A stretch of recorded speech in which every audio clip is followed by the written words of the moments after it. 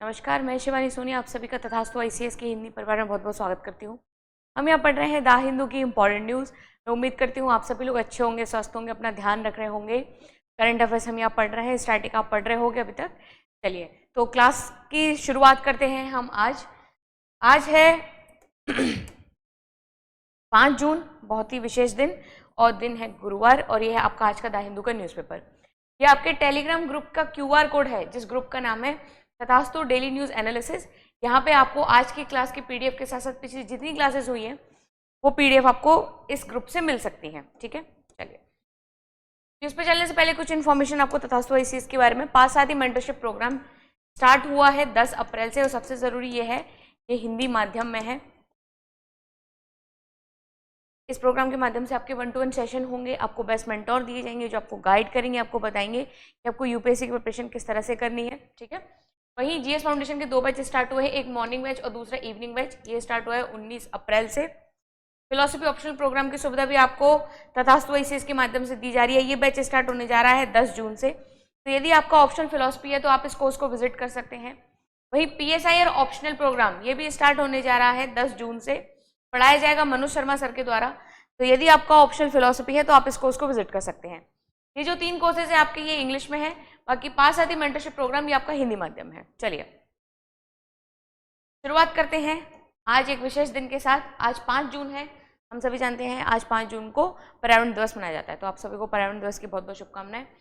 पर्यावरण को स्वच्छ रखिए, ये जिम्मेदारी आपकी है, आपकी और हमारी, हम सबकी। ठीक है, आज बहुत सारी न्यूज़ है हमारे पास न्यूज़पेपर में। ठीक है, आज का अच्छा खासा है द हिंदू का न्यूज़पेपर, अच्छे से डिस्कस भी किया सकता है, प्रीलिम्स एस्पेक्ट से भी और मेंस एस्पेक्ट से भी। एडिटोरियल तो पूरा का पूरा ये समझ लीजिए कि एनवायरनमेंट से ही भरा हुआ है। ठीक है, 3 से 4 एडिटोरियल है जो कहीं ना कहीं सिर्फ और सिर्फ एनवायरनमेंट से पूछे गए हैं। तो मेरी कोशिश ये रही है कि उसको मैं आपको कंपाइल करके बता दूं। ठीक है, जितने भी एडिटोरियल एनवायरनमेंट्स आए हैं तो उन सबको एक ही जगह आपको इकट्ठा करके इन्फॉर्मेशन दे दी जाए, है ना। बाकी प्रीलिम्स एस्पेक्ट से बहुत सारी न्यूज़ है। ठीक है, बहुत कुछ परिवर्तन है नेशनल और इंटरनेशनल क्षेत्र में भी। सबसे पहले राष्ट्रीय स्तर पर हम बात करें तो हमारे सामने है सेंसस के बारे में, यानी कि जनगणना के बारे में, जो कि बता रही है कि कब तक खत्म होगी, यानी कि कब से स्टार्ट होगी जनगणना। इस बारे में अभी कुछ पता नहीं है, पर लेकिन सरकार के द्वारा ये बता दिया गया है क्षेत्र आधार पर कि कब तक आपकी ये जनगणना खत्म हो जाएगी। जनगणना के बारे में हम काफी कुछ डिस्कस कर चुके हैं, प्रीलिम्स एस्पेक्ट से भी और मेंस एस्पेक्ट से भी।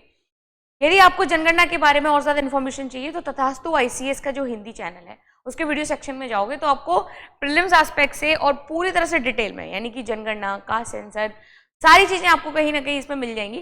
तो आप एक बार उस वीडियो को देख सकते हो पूरी तरह से डिटेल में, अगर आपको पढ़ना है और आप जानकारी लेना चाहते हैं तो। बाकी आज जो न्यूज में क्या आया है इसके बारे में हम आज डिस्कस करेंगे, किस तरह से जनगणना करने की बात करी जा रही है और भी चीजों के बारे में। ठीक है, चलिए दूसरी न्यूज बताती है ब्रिक्स समिट के बारे में। ब्राजील में रियो डी जेनेरो में समिट होने जा रहा है नेक्स्ट मंथ शायद, तो वहां पे हमारे मोदी जी जाएंगे इस सम्मेलन में भाग लेने के लिए। ठीक है, ब्रिक्स इस बार भी न्यूज में था, काफी समय से न्यूज में चल रहा है। ठीक है, यूपीएससी में भी सवाल पूछा था इसके बारे में। पर आज जो एडिटोरियल है वो आपको बताता है कि अमेरिका किस तरह से चिंतित है अगर ब्रिक्स में शक्तियां बढ़ती हैं तो।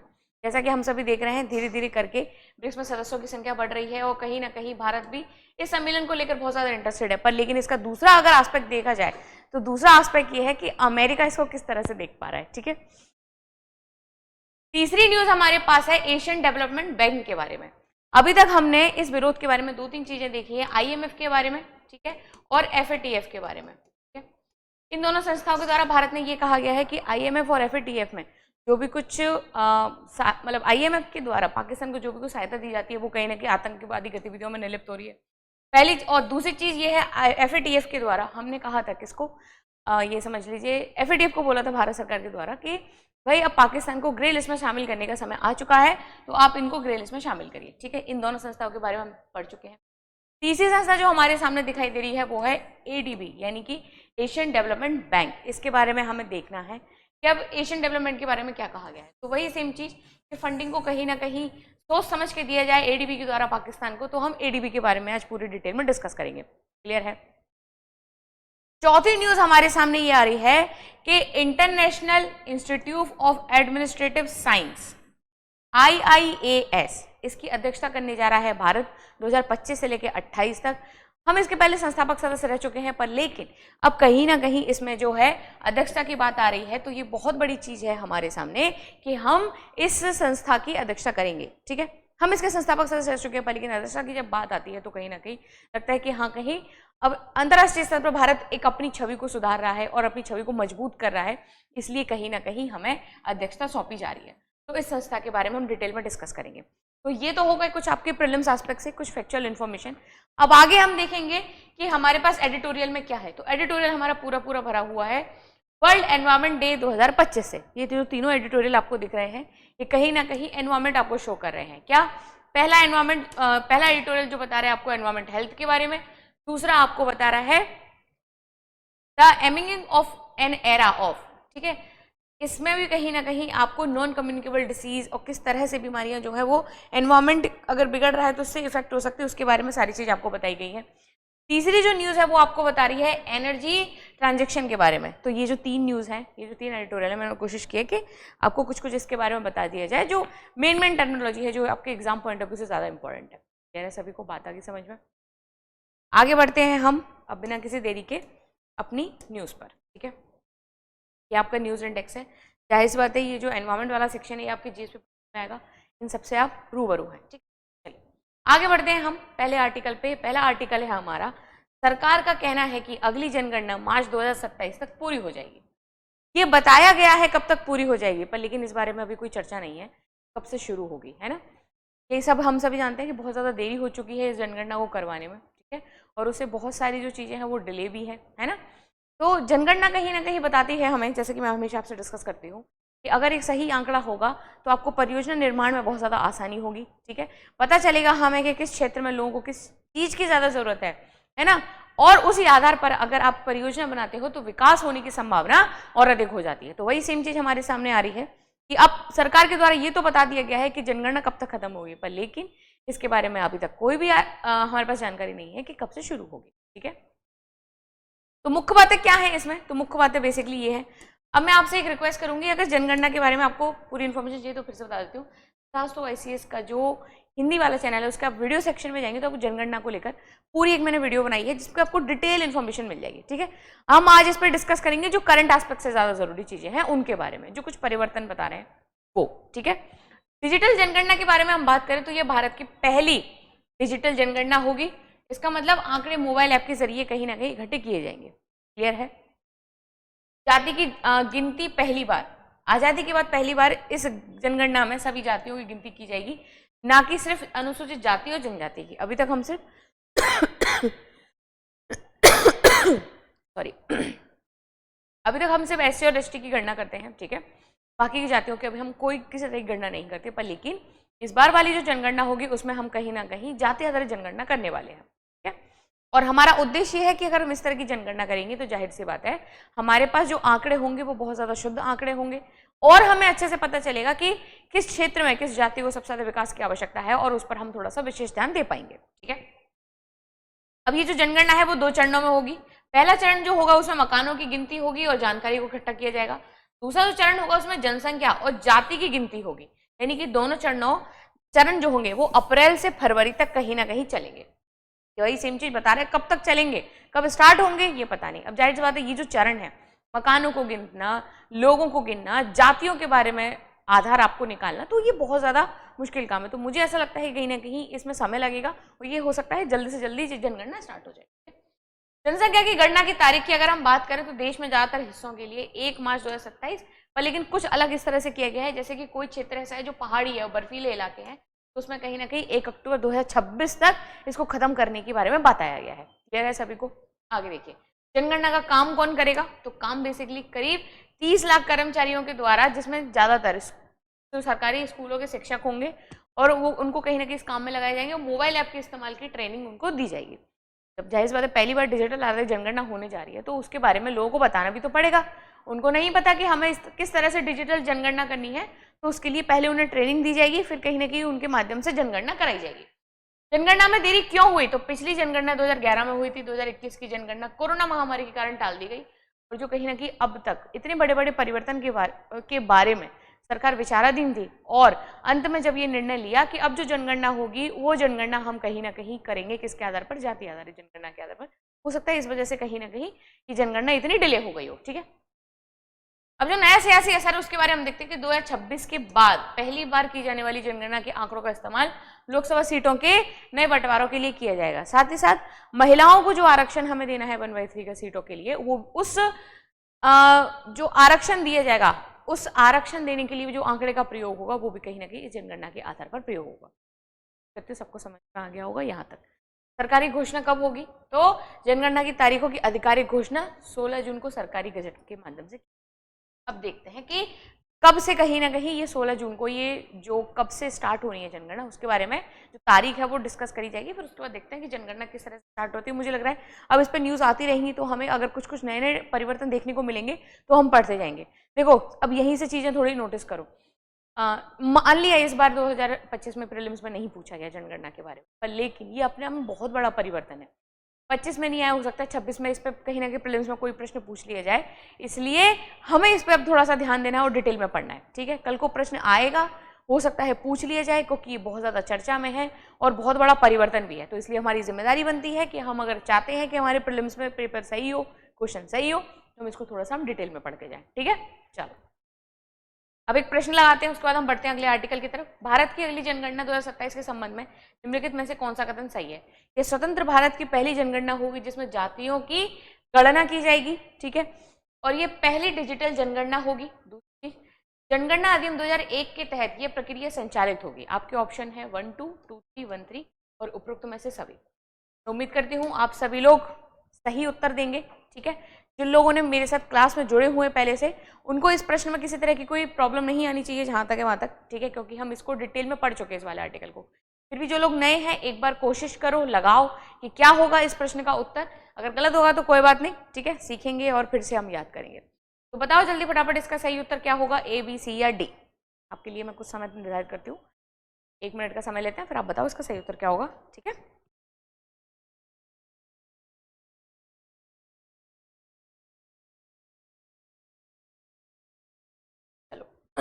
देखो 2001 नहीं, यहाँ पे जो अधिनियम के तहत जनगणना करी जा रही है वो 1948 अधिनियम के तहत की जा रही है।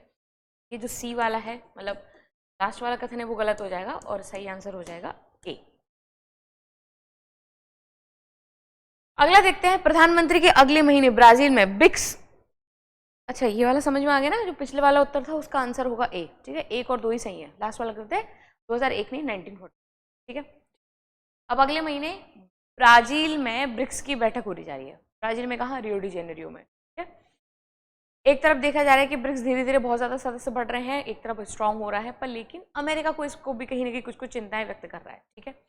वो चिंताएं क्या है, ठीक है, उन चिंताओं के बारे में देखेंगे। और ब्रिक्स अगर इतना ज़्यादा स्ट्रांग हो रहा है तो भारत को उससे किस तरह के लाभ मिलेंगे, है ना। हम कहीं ना कहीं उसके शुरू से सदस्य बने हुए हैं, तो जाहिर सी बात है ऐसा नहीं है कि शुरू से बनाए उसको अलग से इंटेंसिव दिए जाएंगे, अभी समझ लो अलग से कुछ लाभ होंगे, नहीं। जो लोग बाद में भी सदस्य बन रहे हैं उनके लिए भी लाभ है, पर लेकिन जो संस्थापक सदस्य शुरू से बना हुआ है उस ग्रुप में, समूह में, तो जाहिर सी बात है इंपॉर्टेंस है। जो नए आ रहे हैं उनके लिए भी है, पर लेकिन जो पुराने उनकी कुछ थोड़ी सी बात अलग है।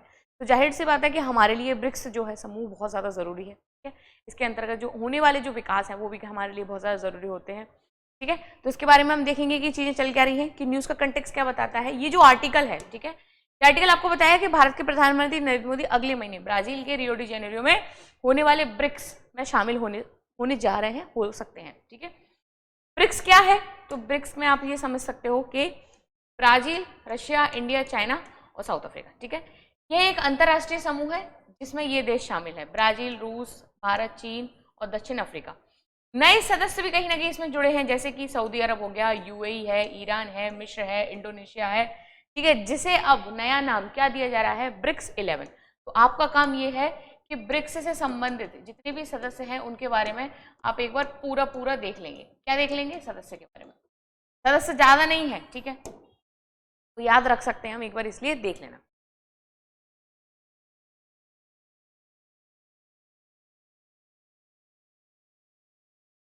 चलो आगे देखो, इस बार का ब्रिक्स जो कुछ सम्मेलन है, ठीक है, वो कहाँ हो रहा है? तो वो हो रहा है रियो डी जेनेरियो में, ठीक है। संभावित समय माना जा रहा है जुलाई 2025 तक। अब सबसे जरूरी भाई, ठीक है, थीम पूछी जा रही है अब कहाँ, पेपर में, तो हमें सबसे ज्यादा जरूरी ध्यान देना है अपनी थीम पर, इसे ध्यान रख लेना, ठीक है। इसको तो आप याद ही कर लो, रट लो, कोई प्रॉब्लम नहीं है।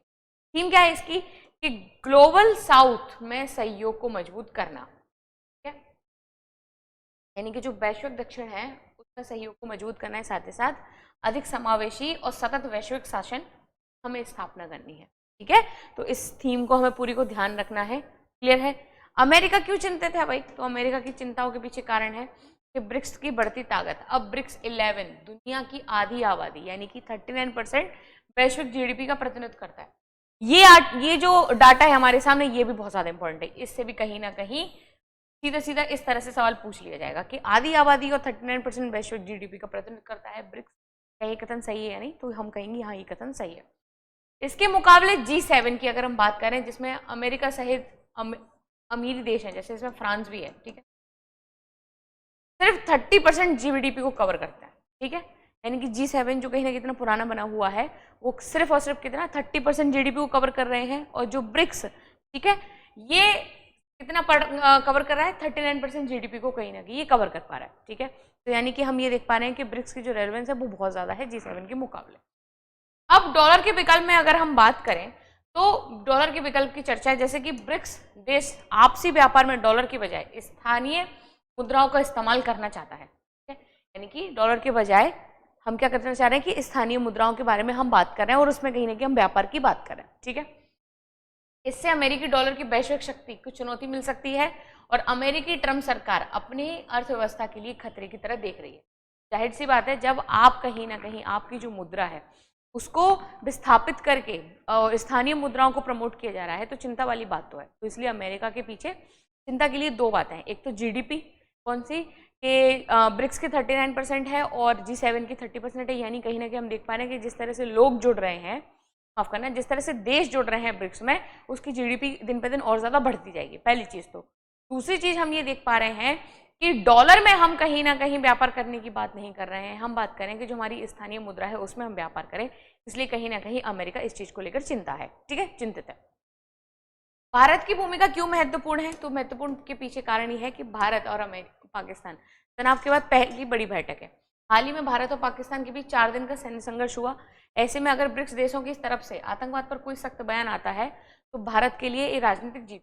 जाहिर सी बात है, जब कहीं ना कहीं इतनी बड़ी ये समझ लो कि तनाव के बाद अगर पहली बैठक होगी, है ना, तो जाहिर सी बात है भारत अपनी परेशानी को बताएगा कि देखो हम कितना परेशान है आतंकवाद की वजह से, और आतंकवाद की जड़ एक है कि पाकिस्तान ने कहीं ना कहीं आतंकवादियों को शरण दे रखी है।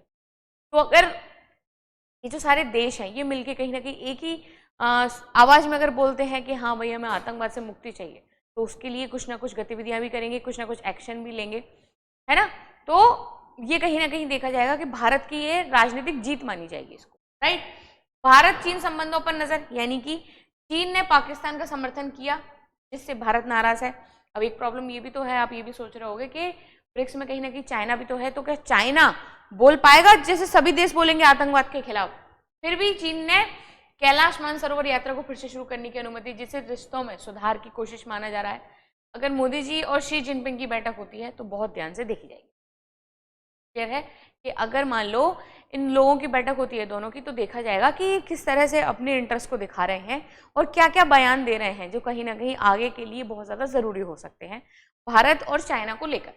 अब एक टर्मिनोलॉजी है आपके लिए, वो है रियो रीसेट, ठीक है। ये क्या है, तो ये अमेरिकी थिंक टैंक इस बैठक को रियो रीसेट कह रहे हैं, ठीक है।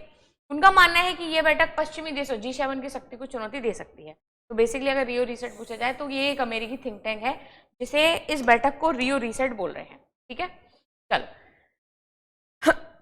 अब निम्नलिखित देशों में से देखते हैं, माने एक प्रश्न आपके लिए, निम्नलिखित में से कौन से देश ब्रिक्स 11 समूह के सदस्य हैं? भारत, रूस, सऊदी अरब, इंडोनेशिया और फ्रांस, ठीक है। आपके ऑप्शन है 1 2 3 1 2 3 4 1 2 5 और उपरोक्त में से सभी। इसका सभी लोग सही सही उत्तर देंगे, ठीक है। अगर किसी को कोई डाउट आ रहा है या फिर लग रहा है किसी को कोई प्रश्न है, कुछ चीजें समझ में नहीं आ रही हैं, तो आप अपने प्रश्न को कमेंट बॉक्स में डाल सकते हो, मैं वहाँ पे आपके उत्तर सबको दे दूंगी, ठीक है। तो बिल्कुल परेशान नहीं होना। चलिए बताओ इसका सही उत्तर क्या होगा, फिर आगे बढ़ते हैं हम अगले आर्टिकल पर।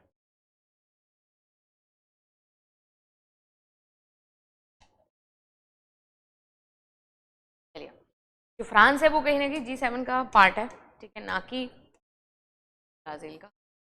वाला गलत हो जाएगा इसमें, बी का सही उत्तर होगा बी, ठीक है। चलो उम्मीद करती हूँ सब लोगों ने सही उत्तर दिया होगा। आगे बढ़ते हैं। आगे है, भारत ने पाकिस्तान को एडीबी से मिलने वाली वित्तीय मदद का कड़ा विरोध किया। एडीबी क्या है? तो एशियन डेवलपमेंट बैंक। अब विरोध किया क्या हुआ इसके बारे में हम थोड़ा सा यूज कंटेक्स्ट में बाद में देखेंगे, पहले हम समझेंगे एडीबी है क्या। हमने आईएफ में भी कहीं ना कहीं जब पढ़ा था तो हमने इसी तरह से पढ़ा था, और एफएटीएफ के बारे में पढ़ा था तब भी हमने यही पढ़ा था, ठीक है। मैं उम्मीद करती हूँ आपको आईएमएफ और एफएटीएफ के बारे में हल्की फुल्की नॉलेज होगी, भूले नहीं होंगे आप लोग, क्योंकि अभी पिछला संडे क्या होगा, इससे पहले भी और एक दो संडे जा चुके हैं जब मैंने ये टॉपिक पढ़ाया, तो आप लोगों ने इसको अच्छे से रिवीजन भी कर लिया होगा, ठीक है। चलो पहले हम देखेंगे कि एडीबी है क्या, यानी कि एशियन डेवलपमेंट बैंक। देखो यह एक बहुपक्षीय वित्तीय संस्थान है, बैंक के नाम से समझ रहे हो, यानी कि कोई ना कोई एक वित्तीय संस्थान है ये, ठीक है, जिसका उद्देश्य है क्या, एशिया और प्रशांत क्षेत्र में सामाजिक आर्थिक विकास को बढ़ावा देना। आर्थिक के साथ साथ ये कहीं ना कहीं सामाजिक तौर पर भी विकास को बढ़ावा देने के लिए एक संस्था है। क्लियर है सभी को?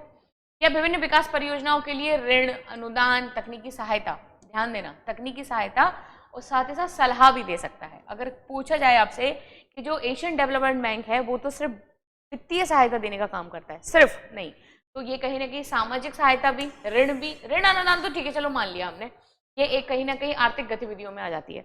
पर लेकिन बात करें इस चीज की, तकनीकी सहायता देना और नीतिगत सलाह सबसे जरूरी, कि अगर कोई देश रिसेशन में जा रहा है या मंदी में जा रहा है तो उसको किस तरह से उबारना है, तो उसके लिए सलाह भी बहुत ज्यादा मैटर करती है।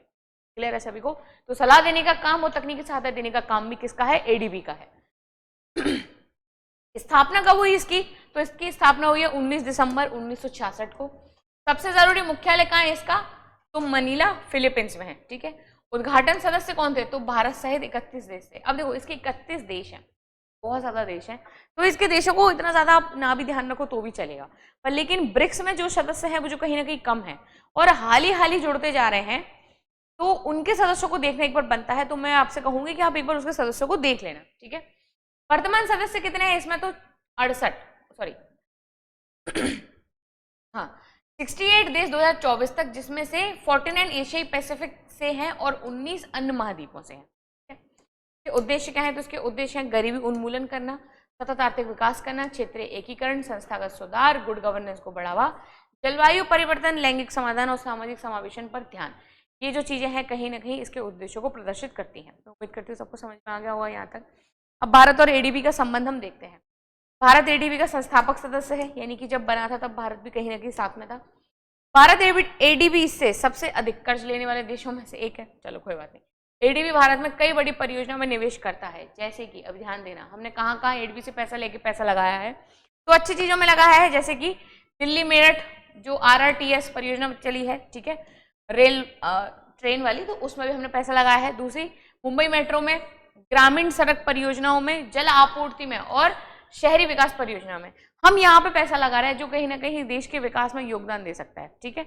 पर बात आ रही है पाकिस्तान की, तो ऐसा लग रहा है कि जो एडीबी के द्वारा पैसा दिया जा रहा है वो सही ढंग से प्रयोग नहीं हो रहा है पाकिस्तान के द्वारा, इसलिए हम कहीं ना कहीं उस पर चिंता जता रहे हैं कि एडीबी आपको एक बार और देख लेना चाहिए कि आप जो पैसा दे रहे हो वो सही जगह जा रहा है या नहीं जा रहा है, राइट। चलो अब हम बात करते हैं आज की न्यूज के कंटेक्स्ट पे। बेसिकली मुद्दा है क्या? तो मुद्दा इतना सा है कि एडीबी ने पाकिस्तान को $800 मिलियन की आर्थिक सहायता दी, ठीक है। ये सहायता जो है रिसोर्स मोबिलाइजेशन रिफॉर्म प्रोग्राम के तहत दी गई, ठीक है, यानी कि पाकिस्तान को टैक्स सुधार और संसाधन जुटाने में मदद करने के लिए। पाकिस्तान को अपने टैक्सों में सुधार करना है और संसाधनों को एकीकृत करना है, इसलिए कहीं ना कहीं एडीबी से इस नाम पर पैसे लिए गए। आप भी कभी घर से पैसे लेते हो तो यही बोलते हो ना, मुझे किताबें खरीदनी है, मुझे खाना लगवाना है, ये ऐसा करना है वैसा करना है, तो कोई ना कोई रीजन देते हो तब घर वाले पैसे देते हैं। तो ये सेम चीज पाकिस्तान ने भी एडीबी के साथ किया कि भाई हमें हमारे देश में टैक्स सुधार करना है और साथ ही साथ परियोजनाओं यानी कि संसाधन जुटाने में मदद करनी है, इसलिए आप हमें कितने की सहायता दे दो? तो $800 मिलियन की सहायता दे दो एडीबी से, ऐसा कहा गया, ठीक है। लेकिन भारत ने इस सहायता का जोरदार विरोध किया कि भाई रुक जाओ जरा, समझ लो, ठीक है। पिछली बार हमारे साथ जो हुआ हम नहीं चाहते वह किसी और देश के साथ हो या वापस हमारे साथ ऐसा हो, ठीक है। तो इसलिए अगर आप किसी तरह की वित्तीय सहायता पाकिस्तान को दे रहे हो तो आपकी जिम्मेदारी बनती है कि आप पैसा दे रहे हो, तो आप इस चीजों को थोड़ा सा सोचो समझो, ठीक है। भारत ने एडीबी से क्या कहा, तो फंड के दुरुपयोग की आशंका। पहली चीज तो भारत ने एडीबी को चेतावनी दी कि पाकिस्तान इस आर्थिक सहायता का दुरुपयोग कर सकता है, खासतौर पर इसे सैन्य खर्चों में लगाकर। ठीक है, दूसरी चीज रिंग फेसिंग की मांग। अब थोड़ा सा यहाँ ध्यान देना कि ये टर्मिनोलॉजी है क्या। ठीक है, भारत ने एडीबी से कहा है कि आपको ये सुनिश्चित करना चाहिए कि ये फंड सिर्फ विकास कार्यों में खर्च हो और सैन्य उद्देश्यों में नहीं।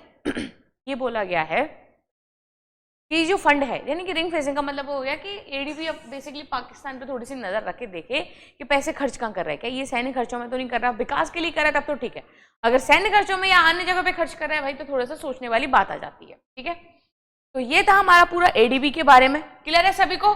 चलो एक प्रश्न है आपके लिए प्रीलिम्स का।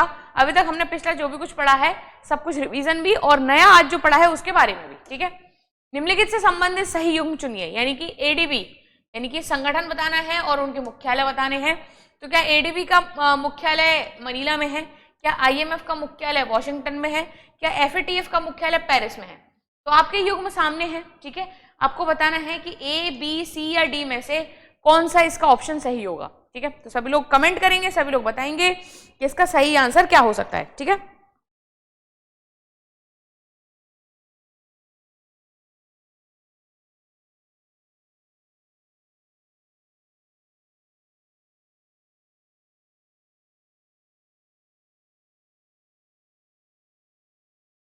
चलिए उम्मीद करी हूँ सब लोग इसका सही उत्तर देंगे। ठीक है, हम सब जानते हैं एडीबी का तो यही है, आईएमएफ का भी यही है, बचा ये तो इसका भी यही, यानी कि ए इसका सही आंसर हो जाएगा। ठीक है, लास्ट हम देखते हैं हमारा प्रीलिम्स एस्पेक्ट से जो न्यूज़ है हमारे पास वो क्या है। एक इंटरनेशनल ऑर्गेनाइजेशन का नाम क्या है, international institute of administrative sciences. ठीक है, ये एक संगठन है। अब थोड़ा सा हम इसके बारे में देखेंगे, ये थोड़ा सा कुछ नया है हमारे सामने। ठीक है, पहले हम देखते हैं कि इसकी खबर क्या है। तो खबर बेसिकली ये है कि भारत को 2025 से लेकर 28 तक इस अवधि के लिए इस संगठन का यानी कि IIAS का अध्यक्ष चुना गया है। बहुत अच्छी बात है, भारत को बधाई इस चीज के लिए कि बताओ हम इतने बड़े इंटरनेशनल ऑर्गेनाइजेशन के क्या चुने गए हैं, अध्यक्ष चुने गए हैं। ठीक है, अब बात करते हैं कि ये ऑर्गेनाइजेशन है वो है क्या। तो international institute of administrative sciences यह एक वैश्विक संगठन यानी कि ग्लोबल फेडरेशन है जो लोक प्रशासन यानी कि पब्लिक एडमिनिस्ट्रेटिव के क्षेत्र में वैज्ञानिक शोध और सहयोग को बढ़ावा देता है। अब थोड़ा सा ध्यान देना, इसका नाम ही बोल रहा है, नाम क्या बता रहा है, इंटरनेशनल इंस्टीट्यूट, यानी कि एक अंतरराष्ट्रीय स्तर पर एक ऐसी संस्था जो आपको प्रशासन यानी कि एडमिनिस्ट्रेटिव साइंसेज यानी कि आपको प्रशासन में इस तरह की गतिविधियों को शामिल करेगी जो कहीं ना कहीं वैज्ञानिक तकनीकी से जुड़ी होगी, जैसे कि वैज्ञानिक शोध और सहयोग को बढ़ावा देगी। ठीक है, कुछ भी आप अपने दिमाग में इस चीजों को ले सकते हो, जैसे कि मान लो प्रशासन में और बहुत सारी चीजें कैसे आ सकती हैं। जैसे कि मान लो अभी जनगणना चल रही है, ठीक है, इसी का एग्जांपल ले लेते हैं। ठीक है, तो कहीं ना कहीं एक सही जनगणना करवाना, बिल्कुल स्पष्ट रूप से पारदर्शी रूप से, है ना, एक सही जनगणना करवाना, इसमें हम कहीं ना कहीं इस तरह की वैज्ञानिक तकनीकों का प्रयोग करें, डिजिटलकरण का प्रयोग करें। ठीक है, तो एक एग्जाम्पल तो कहीं ना कहीं ये भी हो सकता है। और भी आप कुछ अपने दिमाग में सोच सकते हो तो आप कमेंट करो। ठीक है, कि प्रशासन में कहीं ना कहीं तकनीकों का इस तरह से प्रयोग करना, उसके और एग्जाम्पल क्या हो सकते हैं। ठीक है, थोड़ा दिमाग लगाओ, सोचो, कसरत करो, बताओ जरा किस तरह से और चीजें हो सकती है। इसमें शामिल है कौन कौन से, 31 देश, इसमें भी बहुत सारा देश शामिल है। 20 राष्ट्रीय अनुभाग यानी कि नेशनल सेक्शन इसमें शामिल है और 15 शैक्षणिक शोध संस्थान जो है इसमें शामिल है। अब ध्यान देने की बात इसमें यह है कि यह संगठन यूएन से सीधे नहीं जुड़ा। भाई अगर आपसे ये प्रश्न पूछा जाए कि ये जो संगठन है ये यूएन से जुड़ा गया है तो हम कहेंगे नहीं, ये सीधे नहीं जुड़ा, लेकिन यूएन के साथ सार्वजनिक प्रशासन के क्षेत्र में सहयोग करता है। लेना देना नहीं है, हम ये नहीं कह सकते ये यूएन की एजेंसी है, नहीं, साथ में काम कर सकता है। ये ध्यान देना, ये बहुत इंपॉर्टेंट पॉइंट है। प्रश्न हो सकता है अध्यक्ष बनाए भारत, तो यही प्रश्न पूछ दिया जाए, ना पूछे क्या काम करता है क्या नहीं करता, सीधे सीधे ये पूछा जाए क्या ये यूएन की एजेंसी है तो हम कहेंगे नहीं, पर अगर ये पूछा जाए क्या ये यूएन के साथ मिलकर काम करता है तो हम कहेंगे हाँ। ठीक है, भारत और IIAS का संबंध देखें तो भारत 1998 से इसका सदस्य है और इसका प्रतिनिधित्व करता है, भारत का प्रतिनिधित्व करता है department of administrative reform and public governance. ठीक है, ये कहीं ना कहीं इसका क्या करता है, प्रतिनिधित्व करता है। अब कैसे मिला भारत को अध्यक्ष का पद? तो प्रधानमंत्री नरेंद्र मोदी ने वर्सेस कौन, माफ करना, प्रधानमंत्री नरेंद्र मोदी ने वी श्रीनिवास यानी कि जो हमारे जो विभाग है DARPG इसके सचिव हैं, को भारत का उम्मीदवार नामित किया था। कब? नवंबर 2024 में। ठीक है, अध्यक्ष पद के लिए सुनवाई हुई फरवरी 2025 में और भारत मंडपम नई दिल्ली में कहीं ना कहीं प्रक्रिया हुई। ठीक है, 4 देशों ने नामांकन भेजा, भारत ने, दक्षिण अफ्रीका ने, ऑस्ट्रेलिया ने और बहरीन में। तो इसमें भारत को कहीं ना कहीं अध्यक्ष पद के लिए चुना गया। अंतिम चुनाव हुए इसके 3 जून 2025 को। ठीक है, भारत और ऑस्ट्रेलिया फाइनल राउंड में पहुंचे, ऑस्ट्रेलिया नहीं ऑस्ट्रिया, भारत और ऑस्ट्रिया फाइनल राउंड में पहुंचे और भारत को सबसे अधिक समर्थन मिला और भारत विजयी हुआ। और उसके बाद हम कहीं ना कहीं IIAS की अब क्या करेंगे, हम अध्यक्षता करेंगे। ठीक है, क्यों है भारत के लिए महत्वपूर्ण? तो ये ग्लोबल नेतृत्व के तौर पर देखा जाए तो प्रशासनिक विज्ञान में अंतर्राष्ट्रीय नेतृत्व का हमें अवसर मिल सकता है, हम अपने आइडियाज जो हैं वो अंतर्राष्ट्रीय स्तर पर रख सकते हैं, भारत की छवि सुधर सकती है और मान सम्मान बढ़ सकता है ना। लोक प्रशासन में पहचान की हम बात करें तो प्रशासनिक प्रणाली को वैश्विक स्तर पर कहीं ना कहीं पहचान मिलेगी। विकासशील देशों की आवाज की हम बात करें तो भारत अन्य विकासशील देशों की समस्याओं को अंतर्राष्ट्रीय स्तर पर उठा सकता है और उन परेशानियों का समाधान अन्य देशों से लेकर उन समस्याओं को सॉल्व कर सकते हैं। तो इस तरह से कहीं ना कहीं ये संगठन हमारे लिए महत्वपूर्ण है। ठीक है, चलो मैं उम्मीद करती हूँ आप सब लोगों को समझ में आ गया होगा IIAS क्यों जरूरी है। तो ये प्रशासन में तकनीकी गतिविधियों को शामिल करने के लिए ये संगठन है। ठीक है, कौन सा डिपार्टमेंट भारत का इसमें काम करेगा, क्या ये UN से जुड़ा हुआ है या नहीं जुड़ा हुआ है, ये 2-3 चीजें आप थोड़ा सा दिमाग में रखना और अगर प्रश्न आया तो बन जाएगा यहाँ से। ठीक है, चलो IIAS international institute of administrative science के संदर्भ में कौन सा कथन सही है?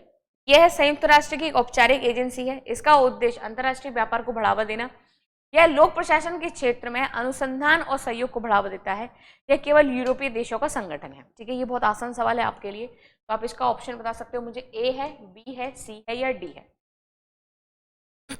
कमेंट करो फटाफट, इसका सही उत्तर क्या होगा।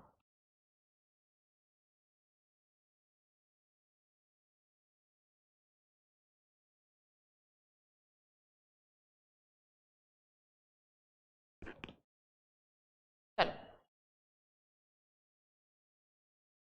एक औपचारिक एजेंसी, ठीक है, अंतर्राष्ट्रीय व्यापार को बढ़ावा, केवल यूरोपीय देशों का संगठन नहीं, ये प्रशासन के क्षेत्र में अनुसंधान और सहयोग को बढ़ावा देने का है। इसका सही आंसर हो जाएगा C। ठीक है, आगे बढ़े हम, बेहतर पर्यावरणीय स्वास्थ्य के लिए एक्सपोसोमिक्स। ठीक है, एक्सपोसोमिक्स क्या होता है थोड़ा सा हम इसके बारे में देखेंगे। हम इसमें कुछ जो मुझे टर्मिनोलॉजी सही लगी वो मैंने इस बाकी की जो 2 आर्टिकल थे उसमें इसको मिला दिया है। ठीक है, तो परेशान नहीं होना है आपको, फिर भी मैं आपको ये सलाह दूंगी आप कहीं ना कहीं न्यूज़पेपर खुद भी पढ़ें, थोड़ा सा देखें। जब से ये क्लास स्टार्ट हुई है मैं आपको हमेशा यही चीज़ बताती आ रही हूँ, वीडियो देख लेना, नोट्स बना लेना, सारी चीज़ें बहुत ठीक है, अच्छी बात है, पर लेकिन न्यूज़पेपर अगर आपके हाथ में है और आप अगर उसको पढ़ रहे हो तो आपको एक अलग लेवल का कॉन्फिडेंस मिलेगा, जो कि बहुत ज़्यादा ज़रूरी है सभी को। तो अगर आप न्यूज़पेपर पढ़ रहे हो, अगर आप उसको डेली रूटीन में कहीं ना कहीं अपनी दिनचर्या में शामिल कर रहे हो तो वो बहुत अच्छी चीज़ है। ठीक है, मदद लो, आपको कोई दिक्कत नहीं है, वीडियो रिकॉर्डिंग से, यहाँ से वहाँ से मदद ले सकते हैं हम, पर लेकिन जो पहला इनिशिएटिव है खुद के लिए वो यही है कि हम न्यूज़पेपर अपने हाथ में, पेपर खुद से पढ़ना थोड़ा ज़्यादा ज़रूरी है। बाकी चीज़ों को ईजी करने के लिए बहुत लोग हैं, ठीक है, मैं हूँ यहाँ पे, बाकी और भी सारी चीज़ें चलती हैं, तो ईजी तो आपको मिल जाएगी, पर लेकिन स्टार्टिंग में ये होता है कि आप थोड़ा सा अगर खुद से भी अगर चीज़ों को पन्ने पलट रहे हो, देख रहे हो, ठीक है, समझ में आ रहा है कि हाँ भाई इस पेपर में न्यूज़ आई है, फिर भी हमने आज यहाँ पढ़ी है, तो आपको थोड़ा सा अच्छा लगेगा। न्यूज़ का कंटेक्स्ट, विश्व पर्यावरण दिवस 2025, थीम प्लास्टिक प्रदूषण को कम करना। अब बात कर रहे हैं हम यहाँ पे प्लास्टिक प्रदूषण के बारे में। अगर बोला जाएगा कि 25 वाले पर्यावरण दिवस की थीम क्या है, तो प्लास्टिक प्रदूषण को कम करना। भाई थीम पे ध्यान देना, ब्रिक्स वाली थीम भी हमें याद रखनी है और हमें इस थीम को भी ध्यान रखना है। ठीक है, ये जो आर्टिकल है पूरा, ये भारत और वैश्विक स्तर पर बढ़ते पर्यावरणीय स्वास्थ्य जोखिमों को उजागर करता है। जाहिर सी बात है, हमने हमारी थीम प्लास्टिक प्रदूषण को रोकने के लिए रखी है, तो जाहिर सी बात है उससे प्लास्टिक से होने वाले स्वास्थ्य जोखिम जो उनमें केसेस में बढ़ोतरी हो रही है, तो उन पे कहीं ना कहीं नज़र डालने के लिए हम इस आज आर्टिकल में बात करने वाले हैं। ये जो जोखिम है, इन जोखिमों को समझने, प्रतिबंधित करने, ठीक है, और एक्सपोसोमिक्स जैसी उन्नत वैज्ञानिक अवधारणाओं को अपनाने की आवश्यकता पर क्या करता है, बल देता है। कि मौजूदा रोग यानी कि कौन से डिजीज बर्डन आकलन मॉडल्स की सीमाओं की आलोचना करता है और डेटा आधारित सुझावों का प्रयास करता है। यानी कि अगर आप कोई व्यक्ति है जो कहीं ना कहीं इस तरह की पर्यावरण संबंधित बीमारियों से अगर ग्रसित है तो उसके बारे में डेटा को सही से एनालाइज करना, उस परेशानियों को उबारने के लिए कहीं ना कहीं आपको उपाय सुझाना, ये जो सारी गतिविधियां हैं वो कहीं ना कहीं ये आर्टिकल पूरा आपको इस बारे में बता रहा है। क्लियर है? पृष्ठभूमि के बारे में देखा जाए तो पर्यावरणीय स्वास्थ्य का तात्पर्य है कि वायु, जल, रसायन आदि जैसे बाहरी कारणों से मानव स्वास्थ्य पर प्रभाव से, ठीक है। भारत वैश्विक पर्यावरणीय रोग बोझ का लगभग 25% क्या है वहन करता है, ठीक है। WHO और ग्लोबल बर्डन डिजीज अध्ययन मुख्य रूप से PM 2.5 ठोस ईंधन आदि जैसे जोखिम कारकों पर आधारित है। अब तक केवल 11 पर्यावरणीय जोखिम कारक इसमें शामिल किए गए हैं। क्लियर है? अब जो अवधारणाएं हैं, ठीक है, जो कहीं ना कहीं इस आर्टिकल में पूछी गई हैं उसके बारे में थोड़ा डिटेल में देख लेते हैं कि ये पूछता क्या है इसके बारे में मतलब इसका मतलब क्या है ना।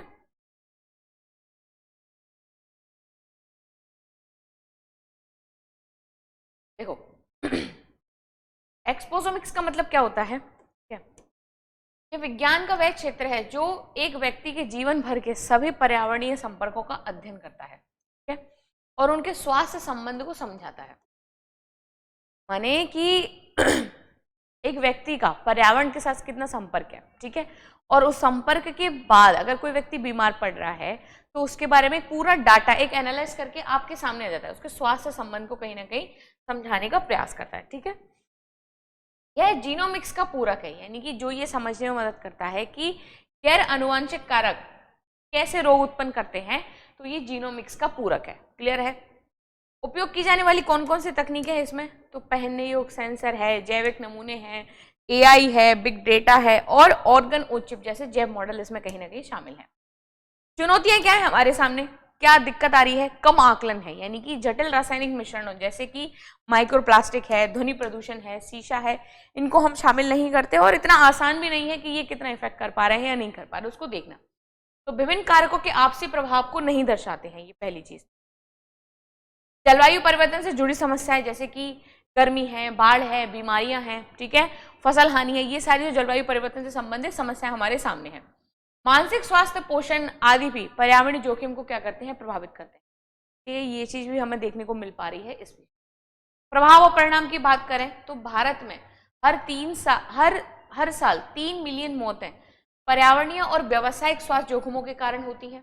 ठीक है, प्रमुख गैर संक्रामक रोगों में पर्यावरणीय कारकों की भूमिका जो है वो बढ़ी हुई देख पा रहे हैं हम। ठीक है, 5 वर्ष से कम उम्र के बच्चों में IQ हानि, यानी कि मुख्यतः शीशे के कारण कि जो उनका IQ पॉइंट होता है वो कहीं ना कहीं कम हमें देखने को मिल पा रहा है। ठीक है, वैश्विक स्तर पर भी चीजें बहुत ज्यादा खराब है कि पर्यावरण की वजह से 18.9 वैश्विक मृत्यु और 14.4 वैश्विक कहीं ना कहीं जो डेल्स हैं उनकी वजह से जो मृत्यु है वो देखने को मिल रही है, और इसका मुख्य कारण है PM 2.5 जो ठोस ईंधन है उनकी वजह से। अब कहीं ना कहीं हम इसके बारे में जो बात कर रहे हैं, एक्सपोजोमिक्स के बारे में अगर हम बात कर रहे हैं, तो इससे कहीं ना कहीं कुछ हमें सकारात्मक लाभ भी देखने को मिल सकते हैं, जैसे कि बेहतर पूर्वानुमान मॉडल, सटीक सार्वजनिक स्वास्थ्य रणनीतियां, नीति निर्माण में वैज्ञानिक साक्ष्य और स्वास्थ्य सेवाओं में पर्यावरणीय जोखिमों को एकीकरण करना। यानी कि हमें एक कंप्लीट एनालिसिस मालूम पड़ेगा कि भाई स्वास्थ्य की वजह से कितने लोगों को किस तरह की हानियां हो रही हैं और किस वजह से हो रही हैं।